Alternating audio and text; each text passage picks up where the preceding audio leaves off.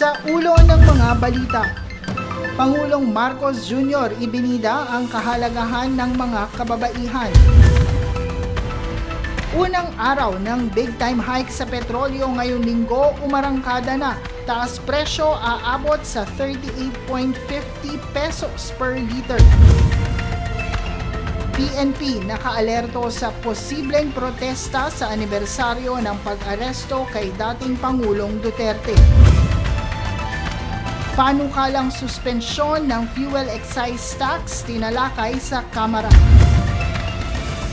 Bagong e-CP system ng BOC inilunsad para pabilisin ang proseso sa imported vehicles. Anti-illegal recruitment campaign planong dalhin sa mga kolehiyo sa Cordillera.